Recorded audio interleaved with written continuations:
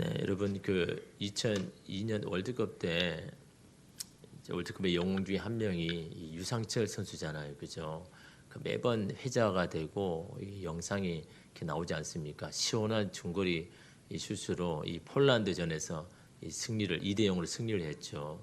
그래서 이 월드컵 사상 대한민국이 첫 승을 거두는 이 사건 아닙니까, 그죠? 그때 얼마나 감격했는지 아마 그때 시청을 한 사람들은 다 이렇게 떠올릴 겁니다.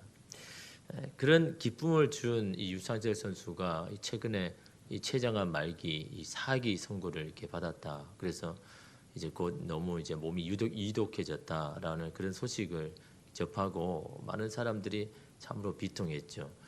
그 나이가 이제 48.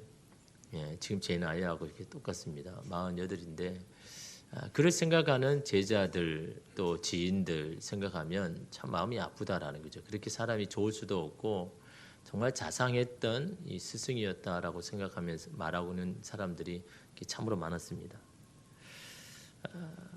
어떤 사람은 그러더라고요. 이 세상에 참 나쁜 사람 많은데 그런 사람은 아무 안 걸리고 왜 저렇게 착하고 순수한 사람은 이렇게 암이 걸리는가?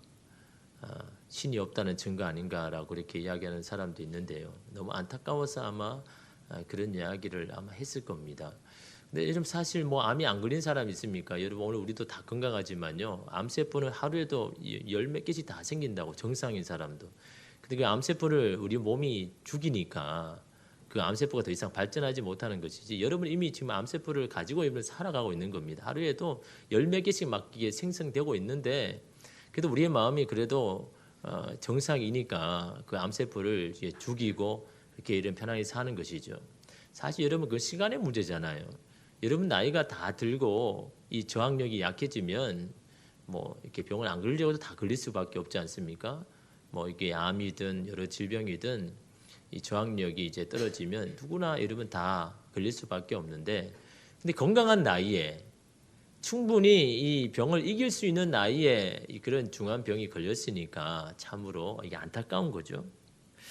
여러분 저는 이 항암 치료를 하는 과정들을 그래서 한번 좀 살펴봤습니다. 뭐 제가 전문적인 그 의료 지식을 가진 사람은 아니지만 그래도 이 항암 치료를 받는 과정들이 참으로 많더라고요. 그 치료하는 과정들도 이게 속속 새로운 것들도 이렇게 막 이렇게 개발되고 있는데 대부분 여러분 항암 치료약은 약이 아니잖아요. 독이잖아요, 그죠? 맹독을 가진 약물이죠. 그런 독이 아니면 이 항암이라는 세포를 죽일 수 없으니까 이 독이라는 그래서 어떤 그 항암약은요, 이 겨자 소스, 겨자에서 나오는 가스 그거를 막 그 정제를 해가지고 그 온액을 가지고 이게 독을 만드는 거죠. 항암제를 만드는 겁니다. 겨자의 가스가 워낙 얼마나 이게 독성이 강한지 그거를 뭐 순도 있게 해가지고 그거를 이제 항암제로 만들어서 하는 거죠. 그럼 사실 말하면 독인 거죠. 독이지만 이제 사용하는 겁니다. 왜? 일단 그 세포를 죽여야 되니까. 그래서 여러분 사실은 이 암세포뿐만 아니라 정상세포도 이러면 다 죽이잖아요, 그죠? 근데 이제 그렇게 항암제를 이렇게 맞으면 나타나는 게 이 백혈구 수치가 거의 다 떨어지는 거죠. 그 제로에 가까운 거죠. 그래서 여러분 백혈구가 떨어지면 이 저항력이 굉장히 낮아지잖아요, 그죠? 그래서 사람들은 암에 죽는 것보다는 사실은 이 저항력이 없어져 가지고 이 죽는 게 좀 많잖아요. 저희 아버지도 사실은 그 암이 걸렸지만 치료를 잘 하셨습니다. 그래서 몇 달 만에 그 반 이상 줄어들었거든요. 근데 결국 암 때문에 죽은 게 아니라 폐혈증으로 이 감기 때문에 저항력이 낮아지니까 감기가 쉽게 걸리잖아요. 그 감기가 폐렴으로 해서 폐혈증까지 가가지고 그래서 저희 아버님이 이렇게 돌아가셨는데 대부분 그렇습니다. 이 항암제가 사실은 이 세포를 죽이지만 결국은 백혈구까지 다 죽이니까 이 저항력이 떨어지니까 쉽게 바이러스가 침투해도 그걸 이길 수가 없는 거죠. 그래서 요즘 어떻게 하냐니까 항암 치료 약만 하는 게 아니라 그 다음에 항암제를 맞았으면 그 다음에는 이 줄기세포를 이식합니다. 골수에다가 줄기세포를. 왜요? 항암 백혈구가 지금 수치가 다 떨어졌잖아요. 그 백혈구를 다시 만들기 위해서는 골수에 새로운 줄기세포, 건강한 줄기세포를 넣어서 그 줄기세포가 골수와 잘 접합해서 그 줄기세포가 이제 골수의 한 일원이 돼가지고 이 백혈구를 수치를 막 올리는 거죠. 그래서 그렇게 이 독한 약을 견딜 수 있도록 몸을 그렇게 만들어주는 게 이제 이 치료의 방법이라고 그렇게 하더라고요. 그래서 여러분 이 줄기세포를 이식하는 날을 제2의 생일이다라고 그렇게 이야기도 한다고 합니다. 왜냐하면 이 항암제로 이미 몸은 다 죽은 거잖아요. 사실은 다 죽었지만 다시 살리기 위하여서 이 줄기세포를 이식해서 이제 다시 당신은 태어납니다. 다시 생명을 얻었습니다라고 해서 이 제2의 생명의 날이 이 줄기세포를 이렇게 이식하는 날이다라고 그렇게 이야기합니다. 항암요법으로 완전히 죽음에 내몰렸지만 그 다음에 이 줄기세포를 이식해서 다시 살아나기 때문에, 다시 말하면 항암 이 약물은 사람의 몸을 죽이고 줄기세포는 다시 살린다.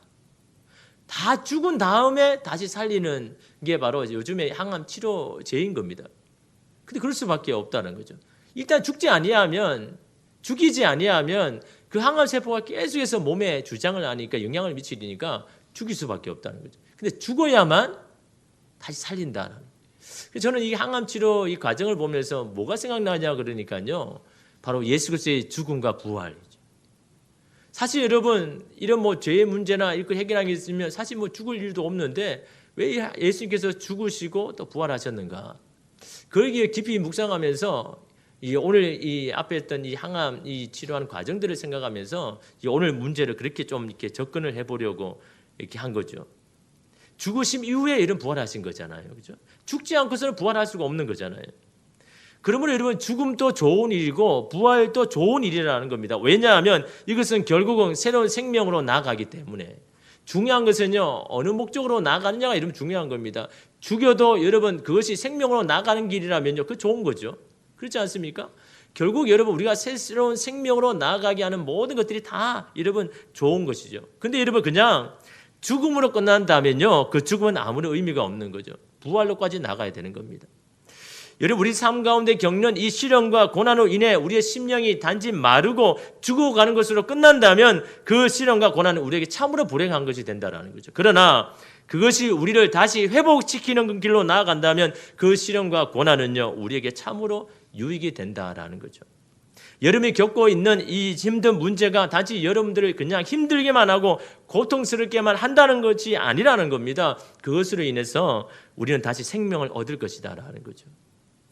주님이 원하는 사람으로 다시 우리는 회복될 것이다라는 거죠. 여기에 이러면 초점을 두어야 된다는 겁니다. 단지 내가 힘든 문제 그것만 초점을 두지 말고 이것을 통해서 내가 다시 살아나고 다시 회복되고 하나님 원하신 사람으로 바뀌어질 것이라는 거기에 이러면 초점을 두고 여러분 오늘 우리가 당하는 이 문제 앞에 서야 된다라는 거죠. 죽이는 것은 살리기 위함이다라는 거죠. 오늘 말씀에 바울도 그 사실 우리에게 분명하게 말씀합니다. 사실 어려운 본문이지만요, 여러분 그런 생각을 가지고 오늘 말씀을 한번 여러분 보십시오. 5절 말씀 우리 함께 읽겠습니다. 만일 우리가 그의 죽으심과 같은 모양으로 연합한 자가 되었으면 또한 그의 부활과 같은 모양으로 연합한 자도 되리라. 여기서 중요한 것은 연합한 자는 거죠. 죽는 것과 부활하는 것이 더 중요한 게 아니라요, 연합하는 겁니다. 연합된 자가 되었다는 게 여러분 더 중요한 겁니다. 우리가 죽어도 주님과 함께 연합되었다면 그 죽음은 여러분 좋은 거라는 겁니다. 우리가 부활했더라도 주님과 연합하지 아니하면 그것은 의미가 없다라는 것을 말씀하고 있는 겁니다. 우리가 죽어도 주님과 연합되어야 되고 우리가 살아도 주님과 연합되어야 되는 거예요. 주님과 하나 되는 게 이게 중요하다는 거죠. 그거 지금 바울이 말하고 있는 겁니다. 여러분 우리가 죽어도 주님과 함께 하나가 되었다면요, 그 죽음은요 생명을 향해서 나아가는 것이기 때문에 이런 좋은 것이다라는 거죠.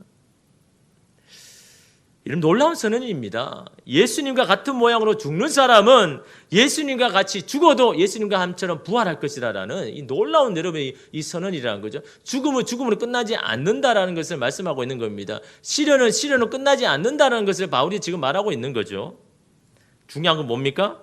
주님과 함께 연합되었을 때, 그럴 때 이 죽음이 우리에게 유익이 된다라는 것을 말하고 있는 거죠. 여러분 그래서 주님과 함께 예수님과 죽으심과 함께 연합되는 게 도대체 뭔가라는 것을 사실은 잘 모르잖아요. 그래서 4절 말씀에 이렇게 말합니다. 그러므로 우리가 그의 죽으심과 합한다 연합한다는 거죠. 예수님의 죽으심과 우리가 연합하여서 세례를 받음으로 그와 함께 장사되었다. 그와 함께 우리가 죽었다라는 거죠.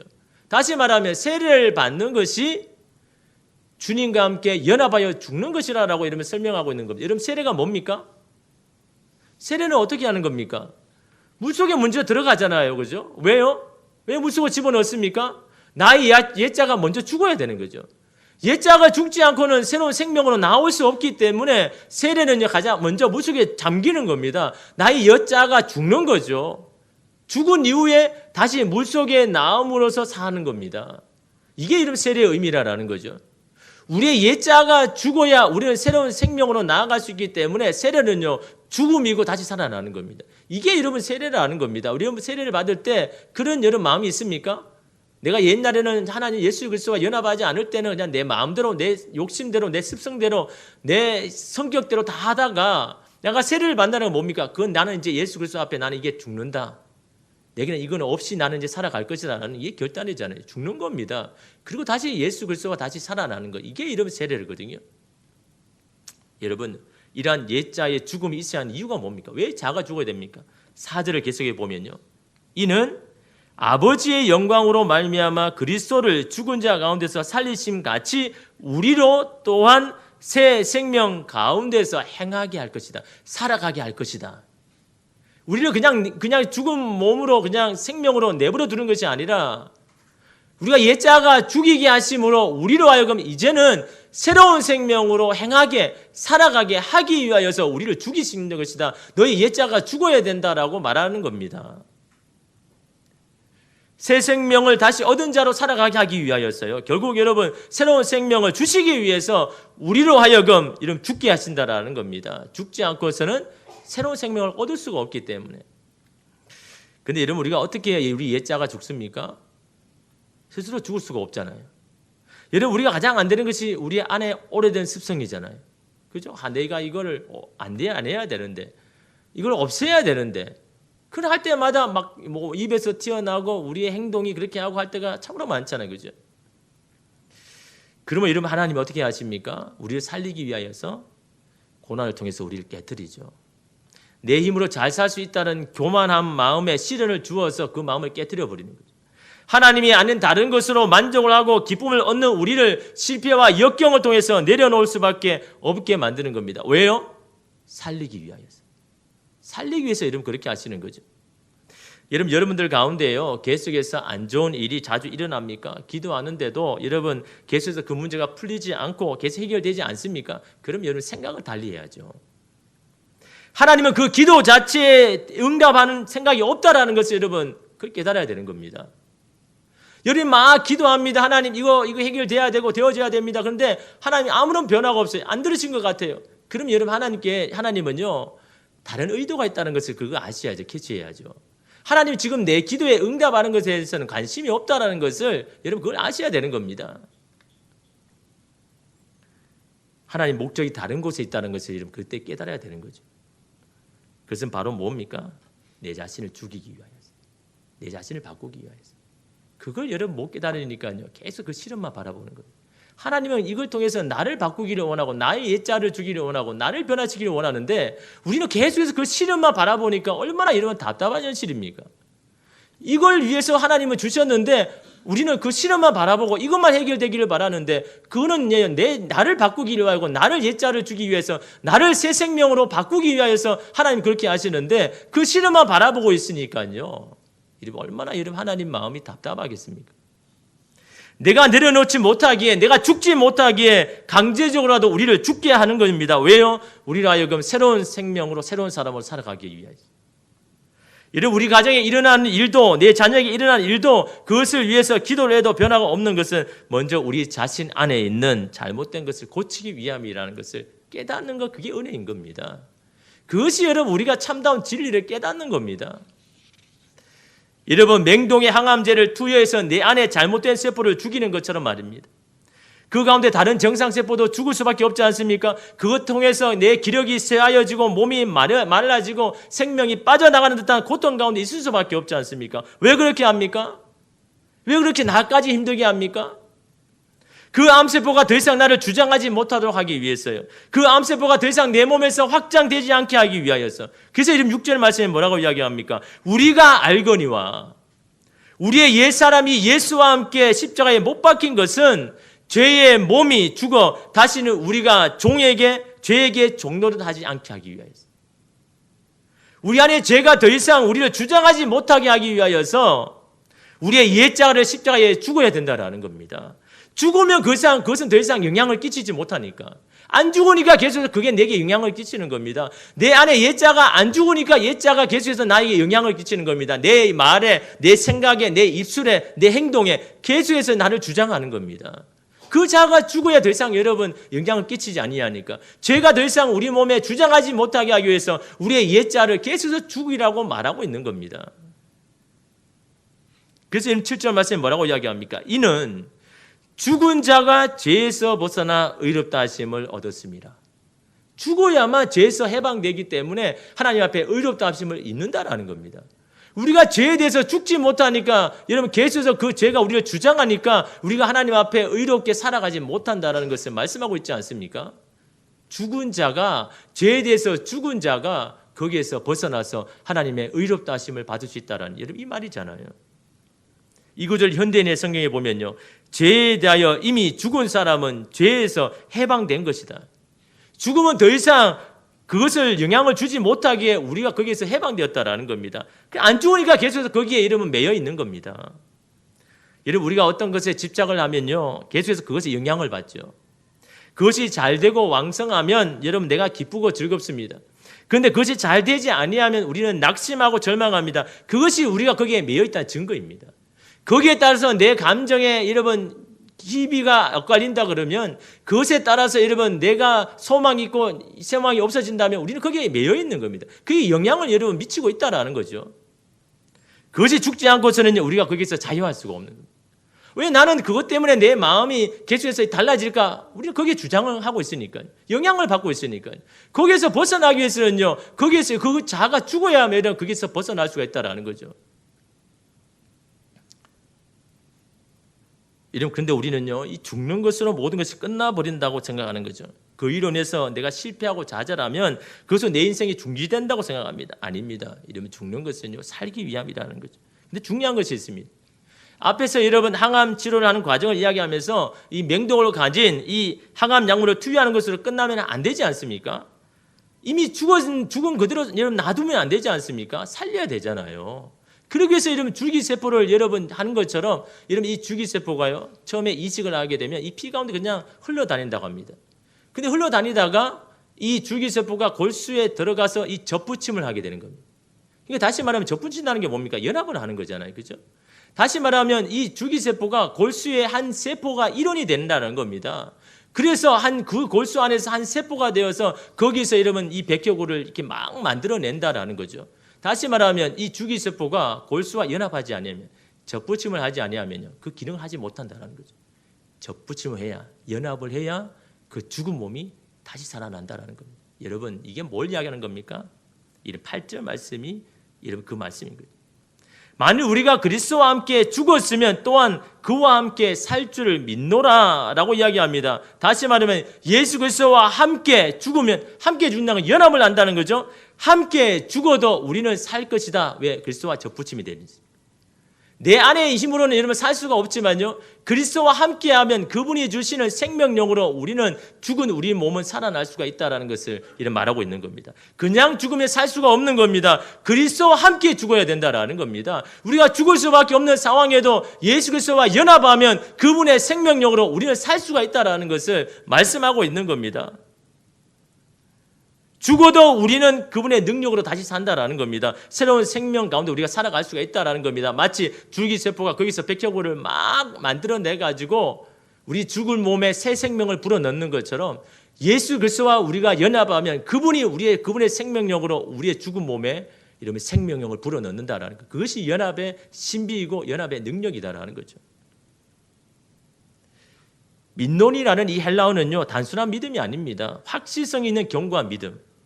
반드시 그렇게 될 것을 확신한다는 겁니다. 반드시 살 것이라는 확고한 소망이라는 거죠. 이것이 그리스도와 연합한 자가 가지는 믿음과 확신입니다. 그리스도와 연합할 때 우리는 이런 믿음을 가지게 되더라라는 거죠. 그러므로 두려워하지 않는다는 거죠. 죽어도 두려워하지 않는다는 거죠. 왜? 그분이 나를 살릴 것이니까. 영원한 실패와 죽음으로 끝나는 것이 아니라 반드시 부활할 것을, 다시 살 것을, 다시 회복될 것을 믿기에 낙심하지 않는 겁니다.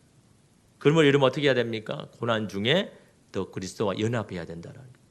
시련 가운데 더욱 하나님 앞에 나아가서 그에게 붙어 있어야 된다는 겁니다. 근데 이런 사람들은 어떻게 합니까? 힘들 때마다 기도할 힘도 없다. 다시 뭔가 하고 싶은 마음도 없다. 근데 어떻게 기도하느냐? 어떻게 다시 시작할 수 있느냐? 다시 어떻게 주님 앞에 나올 수 있느냐? 그렇게 이야기합니다. 여러분, 기도할 힘은요, 기도할 때 주어지는 겁니다. 아무것도 안 하는데 여러분 기도하고 싶은 마음이 여러분 생깁니까? 난 기도할 마음도 없고 기도할 기력도 없다. 안 하니까 이러면 안 생기는 거죠. 안 되니까 주님 앞에 나와서 기도할 때 예수 그리스도의 젖붙임을 통해서 다시 기도할 마음을 주시고, 기도할 여러분 능력을 주시고, 기도할 용기를 주시고, 기도할 입술을 주셔서 하나님 앞에 기도하게 하는 겁니다. 그러니까 여러분 그렇게 안 될 때 여러분 기도해야 되는데, 안 될 때 여러분 그냥 힘이 없다고 그냥 내버려 두는 거예요. 그러니 여러분 우리가 다시 살 소망이 생깁니까? 기도할 마음이 생깁니까? 기도할 마음이 없을 때 오히려 더 기도해야 되는 거죠. 주님 앞에 더 젖붙임을 해야 되는 겁니다. 하고 싶은 마음이 없을 때 더욱 주님께 나와서 마음을 쏟아놓을 때 다시 시작을 할 수 있는 마음을 하나님으로부터 공급을 받는 거죠. 그래야 여러분 우리가 다시 삶을 시작할 수 있는 용기가 생기는 거죠. 그냥 여러분 삶 가운데 있으면요, 여러분 그런 마음이 생깁니까? 그냥 보는 순간 낙심되고 절망되고, 내가 다시 어떻게 시작해, 다시 어떻게 애를 봐, 이러면 이게 다 그런 마음 아닙니까? 주님 앞에 나와야 이러면 다시 시작할 마음이 이러면 생기는 거죠. 그게 그리스도와 연합하는 것이고, 그리스도께 이러면 새로운 힘을 공급을 받는 겁니다. 그래야 우리의 죽은 영혼이 다시 살아나는 겁니다. 다시 기도로 뭔가 시작하려고 하고, 다시 믿음으로 다시 시작하려는 마음이 예수 그리스도로부터 우리 가운데 이러면 임할 때, 우리는 다시 소망이 이러면 생기는 건 아닌 겁니다. 그게 바울이 지금 오늘 말씀에 우리에게 말씀하고 있는 겁니다. 너를 살리는 것은 네 안에 있는 게 아니라라는 겁니다. 하나님께서 썩어질 씨로 우리를 새롭게 하는 것이 아니다라는 겁니다. 영원한 생명을 가지신 내 안에 없는 것, 마치 내 안에 여러분 없는 줄기세포를 여러분 거기에 더 주입한 것처럼, 영원한 생명이신 예수 그리스도를 우리 가운데 주입해야 그것이 여러분이 살아나는 겁니다. 여러분 것으로 아무리 해도 안 살아납니다. 예수 그리스도께서 여러분 가운데 연합해야, 접붙임을 해야 그분이 여러분 우리를 살리는 건 아닙니까? 한 할머니가요, 이 관절이 안 좋아서 제대로 걷지를 못한 겁니다. 그래서 2층 집인데 1층에서 2층 올라가면 계단이 몇 개 안 되는데요, 이 난간을 이렇게 잡고도 이게 잘 올라가지 못하는 거죠. 그래서 하루는 이런 할머니의 모습을 보고 손녀가 너무 안타까운 마음이에요. 이런 말을 했습니다. 할머니, 운동을 시작해 보는 게 어때요? 나이가 들어서 하는 운동도 효과가 있다고 그러는데 좀 해보시죠. 할머니 뭐라고 이야기합니까? 야, 걷지도 못하는데. 내가 지금 이 몇 계단도 지금 갈 힘도 없는데 운동을 하라고? 야, 내가 어떻게 운동해? 대부분 그러잖아요, 그죠? 어떤 사람이 운동하라 그러면요, 이 사람 꼭 운동해야 되는데, 저는요 운동하면 너무 피곤해가지고 하지도 못해요. 그러니까 운동을 해야 되는데 다 그렇게 이야기합니다. 아니, 힘이 없는데 어떻게 운동하냐고. 근데 이 손녀가 워낙 간곡하게 부탁하는 통에요, 이 근처 이 피트니스 센터에 이 손녀가요 등록시킨 겁니다. 억지로 막 떠밀려가지고. 여러분 몇 걸음 못 걷는 할머니가 거기 가서 뭐 하겠습니까? 그냥 제일 가벼운 아령 그 하나 들고 그냥 조금씩 움직여 보는 겁니다. 이렇게 제일 낮는 속도로 이 런닝머신을 그냥 올라가서 그냥 잡고 그냥 한 걸음 한 걸음 내디는 겁니다. 옆에서 보면 속이 터지는 그런 거 아닙니까? 저래 가지고 무슨 운동이 하느냐. 그게 여러분 근데 하루 가고 이틀 가고 3일 가고 4일 가고 그냥 계속 그 몸이 그대로입니까? 사람의 몸이 안 그렇거든요. 계속해서 사용하고 운동을 하면요, 계속해서 우리 몸은요 점점 이렇게 강해지고 힘이 얻게 되어 있는 겁니다. 예를 들면 한 2년이 지나니까요, 이 할머니가요 몇 계단 못 걷는 이 할머니가 바벨을요 100kg 여러분 듭니다. 나중에는 여러분 최고령자 대회가 나가지고 111kg을 들어서 역대상 가장 고령자가 가장 무거운 여러분 드는 여러분 그 기록을 여러분 남겼다고 하는 거죠. 이게 뭘 이야기하는 겁니까? 여러분 이 할머니가 111kg를 들지 누가 생각을 했습니까? 근데 여러분 그 몸은요 그럴 수 있다라는 겁니다. 그냥 내버려 두면요 1kg도 못 되는 그 몸이지만요, 계속해서 여러분 단련하고 하면요 그 몸은요 강해질 수 있다라는 겁니다. 아무리 나이가 들어도 사람의 몸이 여러분 그렇다라는 겁니다. 여러분 우리의 몸도 그런데요, 우리의 인생과 신앙은 어떻습니까? 그냥 포기하고 내버려 두면요 아무것도 하지 못하는 거예요. 그냥 죽은 몸으로 죽은 영으로 살아갈 수 없지만요, 그러나 여러분 예수 그리스도의 접붙임을 하고 내가 신앙을 살려고 노력을 하고 하면 할수록 여러분 우리의 영혼은 강해질 수밖에 없는 겁니다. 왜요? 그분의 은혜와 그분의 능력을 받아들이니까요. 그래서 여러분 사는 것 아닙니까? 요한복음 15장 4절에 보면 내 안에 거하라 나도 너희 안에 거하리라. 가지가 포도나무에 붙어 있지 아니하면 스스로 열매를 맺을 수 없는 것. 이게 이름 중요한 겁니다. 스스로 아무리 노력해도 여러분 열매 못 맺는 겁니다. 그게 이름 인간이라는 거죠. 나무에 젖붙임을 받지 아니하면 아무리 노력해도 열매를 맺지 못하는 것이 그게 이름 인간이라는 거예요. 아무리 내 혼자 그걸 이기려고 아무리 몸부림쳐도 안 된다라는 겁니다. 그분에게 젖붙임을 받지 아니하면 아무리 해도 스스로 열매를 못 맺는다는 것이죠. 그래서 이름 젖붙인 게 중요한 거잖아요. 주님과 연합하는 게 이름 그렇게 이름은 중요하다는 것을 말씀하지 않습니까? 요한복음 15장 6절에 보면요. 사람이 내 안에 거하지 아니하면 연합하지 아니하면 가지처럼 밖에 버려져 마르나니 사람들이 그것을 모아다가 불에 던져 사르리라. 그리스도와 젖붙임하지 아니하면 그리스도와 연합하지 않으면요. 그 가지는 그냥 마를 수밖에 없고 그냥 버려가지고 그냥 아무 소망이 없는 그냥 죽은 몸이 될 수밖에 없다는 것을 말씀하고 있지 않습니까? 그 가지가 어떠냐에 따라서 사느냐 죽느냐가 아니라는 겁니다. 그 사람의 상태가 어떠냐에 따라서 살고 죽는 것이 아니라는 겁니다. 어디에 젖붙임이 되어 있느냐, 누구에 연합하였느냐, 누구에게 이러면 그 생명을 공급받고 있느냐에 따라서 그 생명이 죽을 몸도 이러면 살게 되는 것이 여러분 우리의 영혼이고 우리의 마음이라는 것을 여러분 오늘 우리가 깨달아야 되는 겁니다. 여러분의 상태가 중요한 게 아닙니다. 여러분이 건강한지 안 건강한지, 여러분의 영혼이 지금 건강한지, 지금 영혼이 병들었는지 그것도 중요하지 않습니다. 어떤 몸이든 어떤 영혼이든 주님 앞에 나아가서 주님의 은혜만 받기만 하면 그에게 젖붙임만 받으면요. 그분의 생명이 여러분을 살리는 겁니다. 여러분의 영혼을 살리는 거고요. 나를 깨뜨리고 나를 바꾸기 위한 시간에 내가 살 수 있는 것은요. 그리스도와 연합하는 겁니다. 그분에게 젖붙임을 해서 그분으로부터 오는 양분을 받아야 되는 겁니다. 그럴 때 그분이 내 안에서 살리시는 역할을 하시는 거죠. 그러면 여러분 고난 중에 기도해야 되는 거죠. 시련 가운데 어떻게든 주님께 붙들고야 몸부림을 여러분 쳐야 되는 겁니다. 이 모든 것이 다 지나갈 때 이 시련을 통해서 내가 바꾸어지고 깨어져서 새로운 무대가 될 때까지 우리는 기도의 자리, 이 예배 자리 지켜내야 되는 겁니다. 그것이 여러분 우리를 살리는 방법인 겁니다. 작년 이맘때도 여러분 제가 소개해드린 분이 계시지만요. 그분은요 김장철일만 되면요 이 구역 식구들과 함께 김장을 합니다. 저희 교회에 보내주려고요. 자신의 자신이요 배추와 고춧가루 뭐 재료 다 됩니다. 그리고는 이제 구역 식구들이 봉사를 하거든요. 이 몇백 포기를 합니다. 저희에게는 한 50포기를 보내주지만요. 왜 그렇게 몇백 포기 하냐 그러니까 그 구역 식구 자체가 좀 살기 이미 힘듭니다. 김장을 할 수 있는 형편이 안 되는 거죠. 그래서 자기가 다 재료를 대가지고 그러면 당신들은 와가지고 봉사만 하라는 겁니다. 그래서 봉사를 해서 이제 구역 식구들도 다 나눠주고 또 저희 교회도 이렇게 나눠주는 거죠. 왜 저에게 자꾸 주느냐? 제가 이 교회를 개척하러 나갈 때 자기 하나님 앞에 작정을 했다는 겁니다. 하나님, 제가 이 목사님의 교회 김장을 제가 책임집니다. 그 작정한 거예요. 저한테는 물어보지도 않고 나한테는 뭐 이야기도 하지 않고 그 작정을 했다는 거예요. 자기는 하나님 앞에 작정을 했기 때문에 해야 된다는 거죠. 우리 김장을 했는데도 그 줘야 된다고 하니까 받았어요. 여러분 아마 먹어보시면 또 많을 겁니다. 예. 그래서 이제 이분이 사실 삶이 넉넉한 것도 아니고요. 그 홀어머니와 함께 결혼도 안 하고 나이가 거의 60 다 돼 갑니다.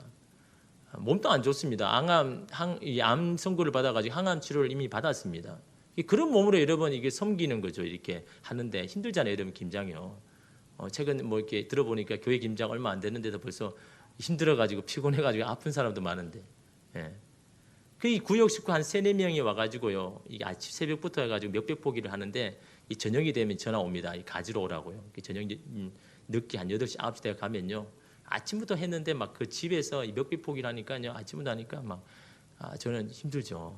그게 안에 막 김치 냄새가 막 하니까 저는 힘든데 그래도 이제 저를 섬기를 주는 마음으로 오라니까 어떻게 합니까? 막 그래서 옮기는데 막 이게 비닐에 막 김치가 막 묻어 있잖아, 그죠? 그래서 저는 김치만 봐도 몸이 떨리거든요. 그런 사람인데 아니 그걸 옮겨야 되니까요. 막 옷에도 묻고 여기도 묻으니까 막 저는 막 몸을 떨면서 막 옮기는데 그래서 옮기는데 그래도 너무 섬기는 마음이 그래 하니까 이렇게 막 옮기는데요. 아침부터 새벽부터 하니까 얼굴이 너무 피곤한 몸인데 너무 얼굴이 이렇게 밝습니다. 그런데 그분이 그러는 거예요. 목사님 참 신기한 게요. 저는 이 항암치료를 받는데 하나도 아프지 않았습니다. 다시 말해 통증이 없었다는 거예요. 병원에서 놀라는 겁니다. 항암치료 여러분 뭐 열 몇 번 이심 받으면 뭐 통증이 있을 수밖에 없잖아요. 근데 자기는 한 번도 통증이 없었다라는 겁니다. 그래서 이제 이 항암치료를 다 받고 이렇게 이제 나았는데 이제 작년에 또 이제 재발한 겁니다. 근데 이번에 사이즈가 더 크게 했다더라고요. 근데 이분은 별로 그렇게 두려워하지 않죠. 그래서 저에게 기도를 한 거죠. 목사님 제가 잘 받고 올 수 있도록 좀 기도 좀 해주십시오라고 이렇게 하고는요. 그러니까 올해 또 왔는데 올해도 항암치료 받았는데 통증이 없다는 거죠. 안 아프다는 거죠. 사람들이 참 신기해하는 거죠. 아니 다른 사람 다 이 항암치료 봐가지고 치료하는데 이게 힘들지 않는다는 겁니다. 사람들이 여러분 그런 겁니다. 아니 당신 몸에 뭐 그 봉사한다고 그 구역 식구들까지 주고 뭐 이 목사님 교회까지 주고 왜 그러느냐. 당신 몸이나 좀 하지. 그 이 목사님 들어보니까 김치도 안 먹는다 그러는데 그 왜 자꾸 김치를 갖다 주냐고 이렇게 이야기를 하시더라고요. 제가 안 먹지만 다른 사람 다 먹잖아요. 그죠? 근데 여러분 왜 그렇게 하냐 그러니까요. 가만히 생각해 보니까 이 하나님 은혜가 너무 큰 겁니다. 내가 이게 항암이 걸리고 이게 암이 걸리고 항암 치료 하는데 그래도 저는 자기 얼마나 행복한지 이렇게 통증도 없이 이렇게 항암 치료를 그냥 다 받으니 몇 번이나 받으니까 너무 이렇게 하나님 은혜가 큰 겁니다. 그래서 내가 하나님 앞에 그래도 내가 할 수 있는 게 너무 행복해가지고 받은 은혜가 너무 커가지고 할 수 있는 그것 때문에 내가 지금 하는 겁니다라고 이렇게 이야기를 하는데요. 저는 그분을 볼 때마다 이분은 정말 그리스도와 연합하면서 잘 살고 있구나. 예수님이 주시는 그 생명의 영을 정말 누리고 있구나. 암이라도 어떻습니까? 항암 걸리면 어떻습니까? 그분이 주시는 은혜에 너무너무 감격해가지고 여러분 살아가고 있는, 연합에 살아가고 있는 여러분 그 사람이 죽을 몸이지만 이미 살아있는 몸 아닙니까? 그 영혼이 여러분 죽었습니까? 예수와 그리스도와 함께 여러분 살고 있는 여러분 그분 아닙니까? 뭐 때문에 여러분 그분이 사는 겁니까? 그분 안에 거해서 그분의 은혜를 가운데 막 살아가려고 하니까 여러분 그분이 주시는 여러분 그 은혜 아닙니까? 그냥 여러분 내가 내 혼자 죽으면요 다시 사는 일은 없죠. 주님과 함께 연합하며 죽으면 예수님과 함께 다시 살 것을 여러분 믿기 때문입니다. 그래서 여러분 그분이 어떤 분입니까? 8절 말씀 아닙니까? 만일 우리가 그리스도와 함께 죽었으면 또한 그와 함께 살 줄을 믿노라. 여러분 죽어도 사는 은혜가 어디에 있습니까? 그리스도와 함께 있을 때.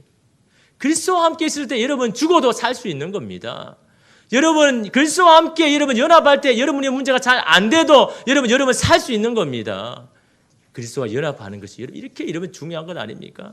근데 여러분 우리는 다른 걸로 힘들어하잖아요. 내가 지금까지 정말 그리스도와 연합하고 있는가? 그분이 내 안에 거하시고 나는 그분의 영향물을 받고 내가 하루를 살아가고 있는가? 그 사람은 죽어도 여러분 사는 그런 여러분 은혜가 여러분 있는 건 아닙니까? 예수 그리스도와 함께 아직 죽지 못한 옛 자아가 있습니까? 죽어야 여러분 사는 겁니다. 죽어야 우리의 모든 것이 다시 회복되는 겁니다. 죽지 않기 때문에 여전히 우리는 거기에 매이고 있는 건 아닙니까? 오늘 이 밤에 여러분 주님 앞에 여러분 고백하십시오. 주님, 내가 아직 죽지 못한 옛 자가 있습니까? 옛 고집이 있습니까? 옛 습성이 있습니까? 옛 행동이 있습니까? 주님 우리를 향하여 그것을 십자가에 못 박으라, 그걸 죽여라. 그래야 내가 너를 살리지 않겠느냐? 여러분 주님 말씀합니다. 여러분 삶 가운데 죽어야 되는 것이 무엇이어야 됩니까? 깨어져야 하는 것이 무엇입니까?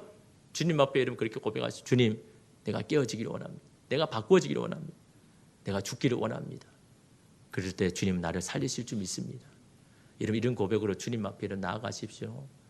나를 살리기 위함, 나의 깨트림 아닙니까? 로마서 8장 37, 39절 말씀 우리 함께 말씀 믿고 읽고 말씀 마치고자 합니다. 함께 읽겠습니다. 그러나 이 모든 일에 우리를 사랑하시는 이로 말미암아 우리가 넉넉히 이기느니라. 내가 확신하노니 사망이나 생명이나 천사들이나 권세자들이나 현재 일이나 장래 일이나 능력이나 높음이나 깊음이나 다른 어떤 피조물이라도 우리를 우리 주 그리스도 예수 안에 있는 하나님의 사랑에서 끊을 수 없으리라. 이러면 이게요 그리스도와 연합한 자의 고백입니다. 세상에 그 어떤 것도 하나님과 나와의 이 연합을 끊을 수 없다. 그리스도의 사랑에서 우리를 끊을 수 없고 우리는 이 모든 것을 넉넉히 이길 수 있을 것이다. 누구와 함께요? 주님과 함께. 나 혼자는 못 이기죠. 그러나 여러분 주님과 함께면요 우리는 넉넉히 이길 겁니다. 넉넉히 승리하여서 주님 앞에 그 승리의 노래를 부를 줄 믿습니다. 그 주님과 함께 여러분 오늘 이 밤에 여러분 나아가십시오. 주님 내 나의 연약한 가운데 오셔서 나를 고치시고 나를 새롭게 하여 주셔서 주님과 함께 이 세상 가운데 넉넉히 승리할 수 있는 그런 인생이 되게 해달라고 여러분 고백하는 주와 이름 되기를 간절히 소망합니다. 기도하겠습니다.